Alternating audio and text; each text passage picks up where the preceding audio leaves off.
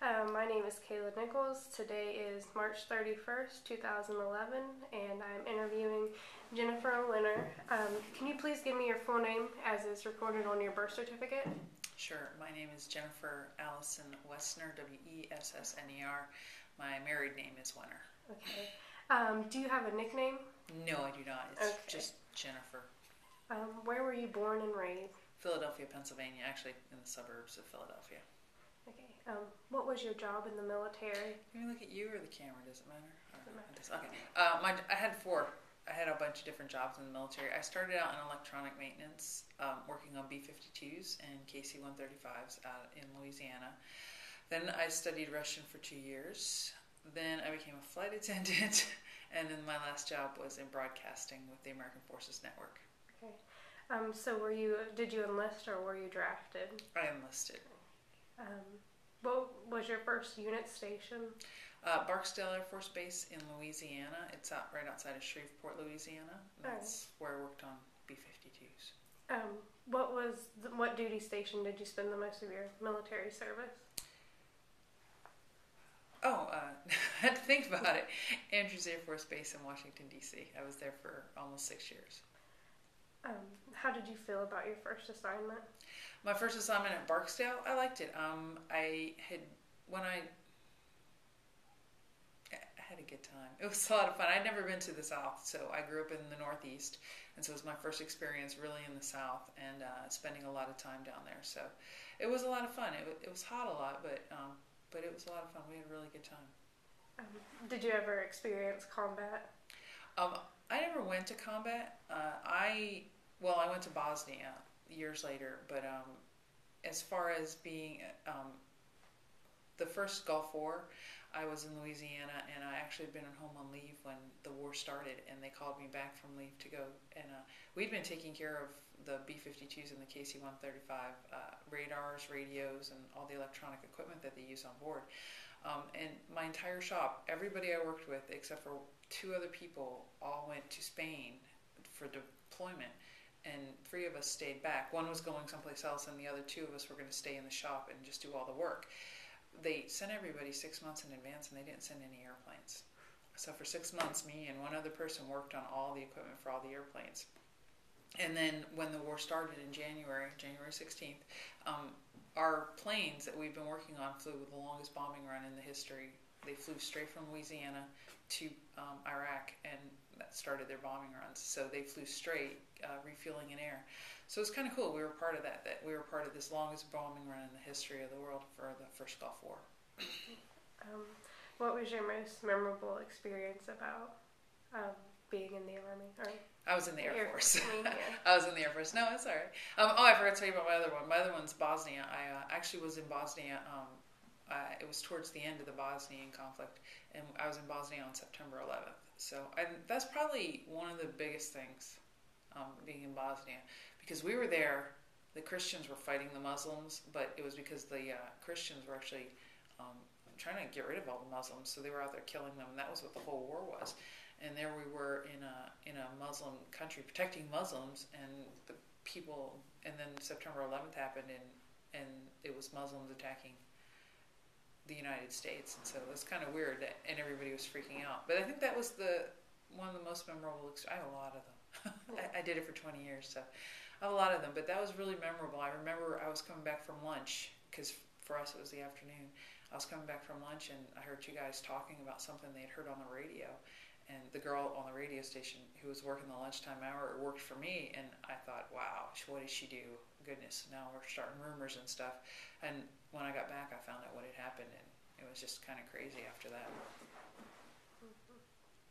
Are there any other stories that you'd like to share? I'm trying to think. Most of them don't involve conflict. I was in Bosnia before the war because I was a flight attendant, and we flew around, so I went when they were doing the peace negotiations. And then I went back 5 years later, 4 or 5 years later, when we were actually involved in the peacekeeping. And that's when I was stationed there for 6 months. So that was kind of neat to go there before they even built anything there. I was there on the ground, and it was one of my first times in a combat area, because this time it was the first time they had ever issued us flak helmets and flak jackets when we were flying. And so we couldn't get off the plane without this stuff. And I kind of looked down. We had this thing, if when we were flying, weren't really there if you didn't touch the ground. So I stood there in Bosnia on top of the steps and looked down, and I saw all these people in flak and having their rifles pointed and stuff. And I looked down and I thought, I don't really need to touch the ground here that much. So, but it was interesting. That's the first time I'd been in a real combat situation, and so that was kind of interesting. And then to go back years later and see how much had changed, and to see how they built everything up, that was kind of cool. What motivated you to enlist into the Air Force? Money. I was it was kind of a funny story. I'd got married really very, very young, and I just gotten separated, and I moved back home with my parents, and I was about to be laid off from a really bad job at a hotel, and I had a friend in New York where my parents lived at the time, and he had been in the Marine Reserves. So one day I thought, well, I can get 2 weekends a month, a couple weeks a year, I'll go join the Marine Reserves. But the Marine recruiter wasn't available that day. He wasn't there, and the Air Force guy was. And so he sat there and he said, well, did you ever think about going active duty? We don't have any reserve components. And I said, no, I never thought about it. And so we had a good long discussion about it, and I decided, yeah, maybe this is it. Maybe I just need to join the Air Force. And my plan wasn't to stay in for 20 years. My plan was to stay in for a few years and then get out. But after my first assignment, I got this opportunity to study Russian in California. So I went from Louisiana to California, and then the Soviet Union collapsed. And so they didn't need any Russian translators anymore. So then I went and became a flight attendant, and as a flight attendant, I traveled all over the world. And after about 5 or 6 years, I kind of got tired of living out of a suitcase. So then I went and they let me train again to become a broadcaster, working in television and radio. And I did that for several different bases I spent the last almost 8 or 9 years of my career in Europe, just doing radio and television. So it was a lot of fun. But I had a lot of opportunities, otherwise I would have never stayed there so long. So you were able to choose what you wanted to do when you enlisted, or did they place you?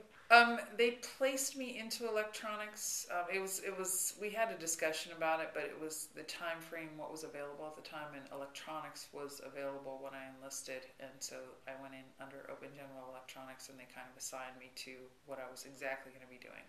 But after that, all the other jobs I got to choose. Did you take advantage of the GI Bill?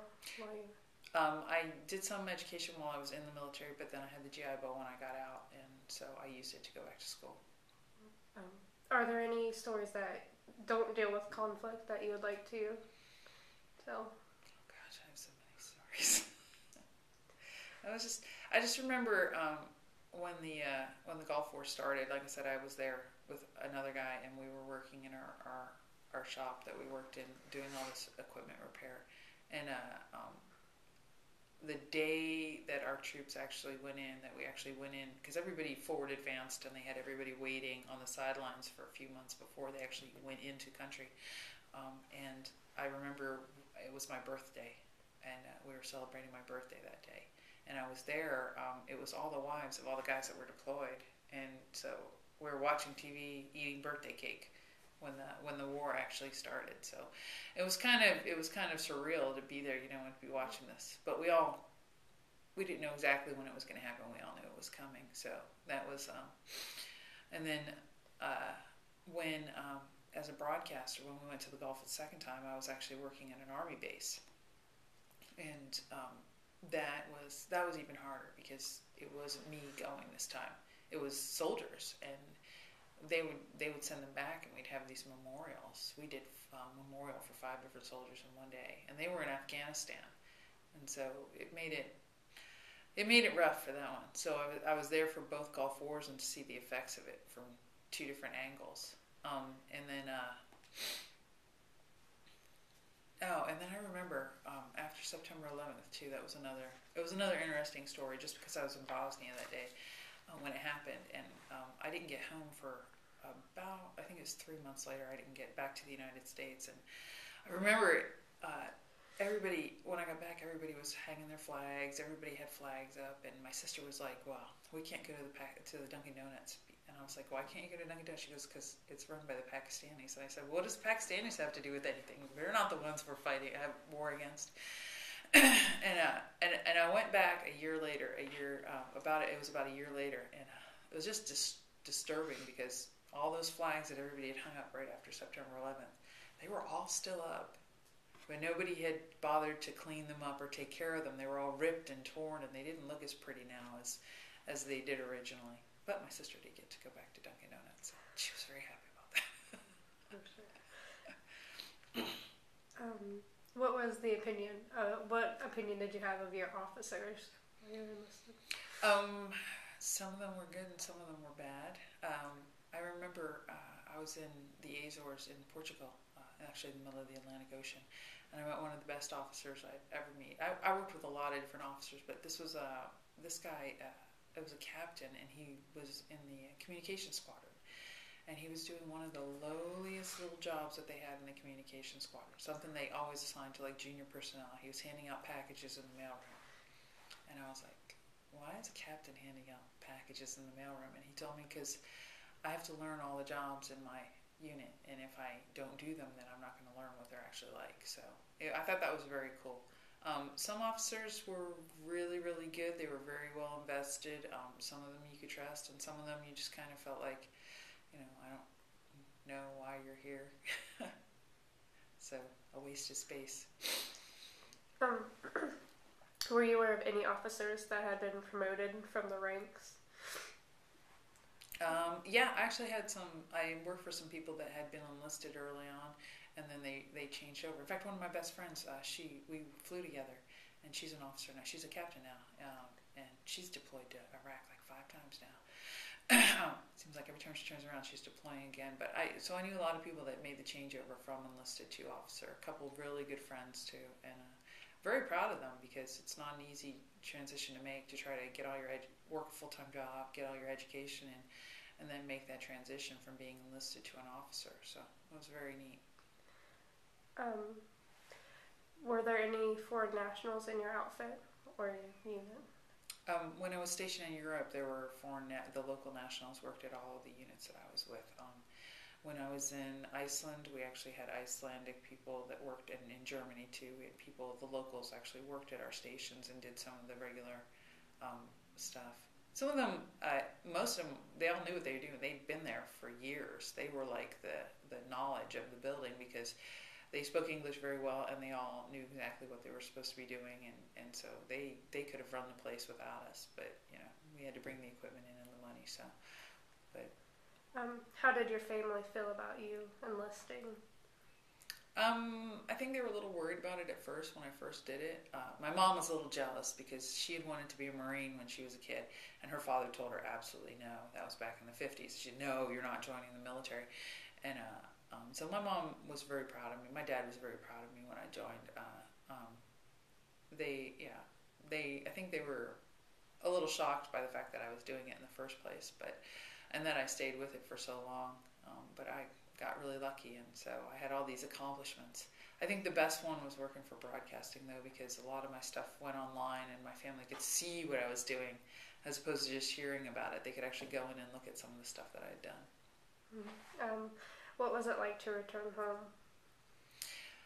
home? It's kind of, coming home was always, I usually tried to come home every year at Thanksgiving if I could. There was a couple years when I couldn't do it, but every year I tried to come home at Thanksgiving. And it's funny when you've been away from somebody for a long time, your family, because you see the things that haven't changed. Some things have changed, but nothing's changed in any big way. And you get home and it's like everybody's the same, and they kind of expect you to be the same too, and you're not, because you've been affected by other parts of the world, and they've just been in their own little zone. And so it was hard sometimes, but usually after 2 or 3 days you feel like, okay, all right, now I'm back in the groove, and then you have to leave again, and it's like, I don't really want to do that. I want to go back now. Did you receive elaborate welcome home every time you came? No. It was funny. I scheduled my leave so that I could come home every Thanksgiving. I planned it that way, and it was very difficult to get my family to cooperate. It was like, even though I come from a big family, but they always, every time I said I'm coming home at Thanksgiving, they in the summer would come up. They go, "Can't you come home in the summertime? Can't you come home at this time? Can't you do this?" And I was always like, "No, this is the easiest time for a single person to come home is Thanksgiving, because all the families try to be together for Christmas. All the kids everybody's going on vacation in the summertime. So the easiest time to go home is at Thanksgiving." And they just couldn't catch up with me and figure out what was, you know. So it always ended up being a lot of driving. You get home, and it would be cool if they all came to see you and say hi, but it seemed like it was always me going out to see them. So, how did you deal with the stress while you were in Bosnia? Bosnia was even when you're deployed, they actually offer a lot of services and stuff. So there was some stressful times when we had to go down into town. We had to go from one base to another, and so you're sitting in a Humvee with loaded weapons, driving down the road, and you're like, "Wow, I'm really doing this." In your flak gear and stuff like that. But most of the time, you're insulated on base, because we had a club that we could go to. You couldn't drink or anything, but the food was always good. They did a great job with food. We were always, there was a club to go to. I got addicted to karaoke there. Sang with my first band too. But there were places to go and things to do, and when it really got bad, you just, you did your workout and stuff like that. There were times when, it was hard to take. It was just the management or the organization, or and there's just no place to go, and you just want to scream and yell. But for the most part, it's just go work out or go and relax with some friends out. And how long? Well, did you? Is there anything else? My questions are kind of over. Is there anything else that you want to say? Because your questions mostly deal with the combat experiences and stuff like that, and that's why. What were the last ones? You can read through them. Okay. Well, one was, do you have any experiences in the mud? Professor's writing a book about it. And in the mud? In the mud, yeah. In the mud. Not that I remember. I'm trying to think. Mud. Yeah, no. None that I really. Bosnia wasn't too. Everything was all settled up by the time I got there. So, the first time I was there, we stayed on the airplane or on a landing strip, and the second time it was. I don't remember any real problems with mud. So. Yeah. How did being in the Air Force change your life? Did it have any impacts on you after you? It changed everything. It changed how I looked at the world. It's how the world is. I saw it from a lot of different sides. Like I said, I got a lot of opportunity in the Air Force. It changed how I looked at a lot of different things. I actually convinced several people to join the military. My brother, my nephew joined because I joined, and I had such great things to say about it. I really enjoyed the experience, and especially the opportunities. There were things that I got to do that I never thought I could do, and that I never thought I would do. So it opened up the whole world to me, and that was very exciting. While you were overseas, did you ever feel, how did you feel towards the enemy? Did you feel any hatred or? No, I don't want to say yes, because I never really did. I never had to deal with enemies, one-on-one. Confused though, and hurt. I mean, when you have to go to a funeral we had to cover all the funerals, and so they would do memorial services on that base, especially the Second Gulf War. All of our troops were in Afghanistan, and it was just really hard. What do you make of this? It's not all the people of this country doing this, but here there are people dying, and they're trying to help other people. So it's hard to. When you don't look at the enemy in the eye, it's hard to say that you don't like them. There were some people that weren't very nice. Some places that we went that they did not treat Americans nicely. But then sometimes I went places and I found that the people I was with, the Americans that I was with, didn't act like regular nice people either. They act kind of bossy and mean and stuff like that. So I never really had to face the enemy. Most of the time it was people. It was just people out there, and people who have differing opinions and stuff like that. So I never felt really angry towards anybody about it. All right. Well, that pretty much I have asked all the questions. Is there anything you want to say or any other story that you might want to tell? No, I don't think so. I came to West Virginia. Actually, I decided to move to West Virginia when I was 30. I was stationed in Germany, working on my life, figuring out what I was going to do with my life. And it was about 10 years before I retired. And I got to West Virginia because I was trying to think of where I could live, that I could live off of my retirement income without having to work really hard and have to do a whole lot of stuff. And West Virginia was close enough to the East Coast where I'm from, Washington D.C., which I love. I was stationed there for so long, and so I thought, man, this is going to be a good place. And so it's turned out really well. Yeah, there's a lot of actually veterans moving here, so it's kind of cool.